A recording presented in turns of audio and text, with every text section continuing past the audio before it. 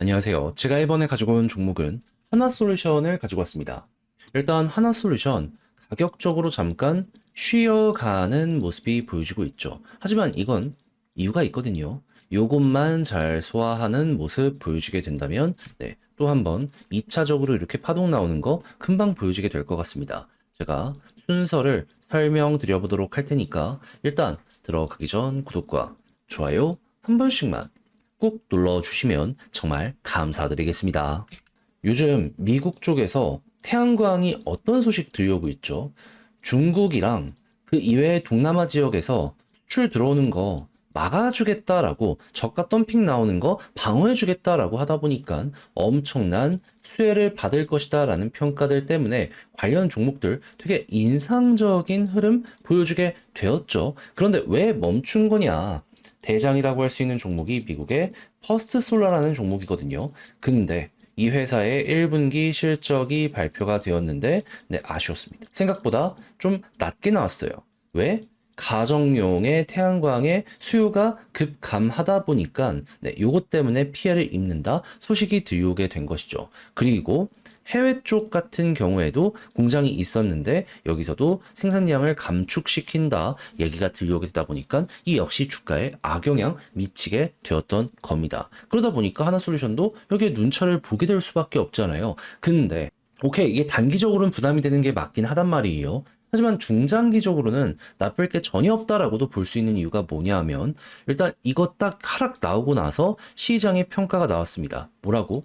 리포트에서 얘기합니다. 지금 쌓여있는 수주 잔고나 여러 가지를 봤을 때 좀 떨어진 거는 과하게 빠진 거다. 저평가다. 그러면 야 이거 반등할 가능성 생긴다. 결국 몇 년치 잔고가 향후 미래 실적을 확정하는 것이기 때문에 이것만 보더라도 얼추 예상을 해볼 수가 있는 거잖아요. 팩트를 봤을 때 나쁜 게 하나도 없다라는 걸 일단 첫 번째로 볼 수 있는 거죠. 그리고 두 번째 같은 경우에는 일단 요 기업도 그러면은 큐셀도 괜찮은데 큐셀이 요 회사들보다 훨씬 괜찮은 건 뭐다? 미국 집중도. 이쪽은 아무래도 해외 쪽에 악영향도 있다 보니까 피해를 많이 받은 거거든요. 근데 큐셀은 이 미국 쪽에 집중이 확 되어 있으니까는 이것도 조정이 나오다가 미국의 경기만 나쁘지 않게 유지가 되면 결국에 올라가게 될 수밖에 없잖아요. 그럼 피해가 훨씬 덜하고 그만큼 프리미엄이 형성이 될 수밖에 없겠죠. 거기다 트럼프 경기 더 꺾이는 거 방어하기 위해 움직이고 있잖아요. 태양광 쪽 논의한다라고 하나 쪽이랑도 얘기한다라고 하잖아요. 이게 잘 풀리는 모습까지 보여지게 된다면 이는 여기에 엄청나게 좋은 흐름 만들어주게 될 수밖에 없는 거고, 그렇다는 얘기는 우린 여기서 어떤 걸 생각을 할 수 있다. 시간이 점점 흐르면 흐를수록 얘가 더 갈 수 있는 가능성은 커지게 될 수밖에 없겠구나. 그럼 자회사 태양광 큐셀 같은 경우에는 결국 시간은 우리 편. 일단 요거 첫 번째 생각을 하시면 될 것 같습니다. 이제 두 번째, 석유화학에 대해서 생각을 할 수밖에 없는데 최근 어떤 모습 보여주게 되었다? WTI 기준 석유가 $60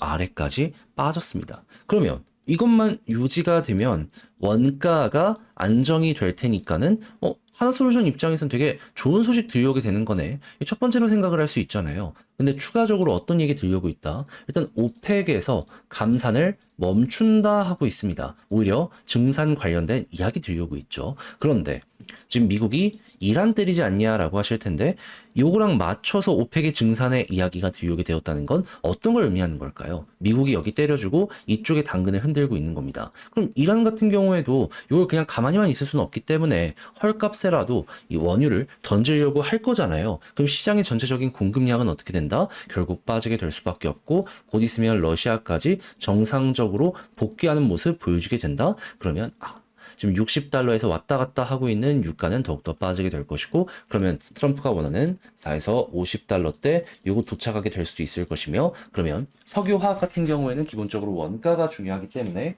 이게 결국 어느 정도의 수익성을 확보해 주게 될 것이다 라고 생각을 하면서 쭉 보시는 것도 되게 좋을 것 같습니다. 그러면 이것도 결국에는 지금 분위기가 풀려가고 있는 상황이네. 구체적인 숫자가 긍정적일 수 있겠다라고 생각을 하며 여기에 접근해 보는 것도 되게 좋을 것 같습니다. 그래서 수급을 딱 봤더니 보여지는 게 보다 개인 쭉 털리고 있다. 그러면 이렇게 힘들어오면 여기를 중심으로 간다. 이걸 여러분들 꼭 알아두시면 좋을 것 같네요.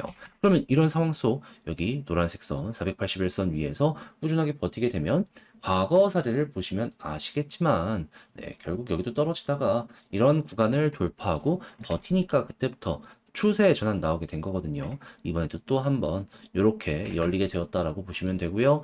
했을 때 매물대 많이 쌓여있는 자리가 55,000원 언저리니 여기까지 끌고 간다라고 하지 말고 그냥 요 아래까지만 편안하게 일단 지켜보자 라고 생각을 하면서 갈 때 그냥 올라타는 식으로 해서 보다가 수급이 안 좋아지기 시작한다. 그럼 매도가 많이 나온다는 거잖아요. 그럼 여기서 여러분들도 정리해 보시면 될 것 같습니다. 딱 요 순서만 기억을 한다라고 하더라도 솔루션 어려움은 많이 낮아지게 될 수밖에 없을 것 같아요. 자, 그럼 지금 본 걸 바탕으로 글로 쓰며 영상 최종적으로 마무리 한번 해보도록 하자면 일단 첫 번째 나오는 뉴스를 봤을 때 태양광은 좋을 수밖에 없고 석유화학 같은 경우에도 조금씩 풀려가고 있는데 수급을 봤더니 개인 털리고 있다. 이것만 이어지더라도 편하게 지켜볼 수 있다. 그런 상황 속 481선 지지하고 올라가게 되면 55,000원 아래까지 구간이 열려있는 이 추세 보시면 되고요. 수급이 꾸준하게 유지되면 홀딩, 수급이 안 좋다면 거기가 고점.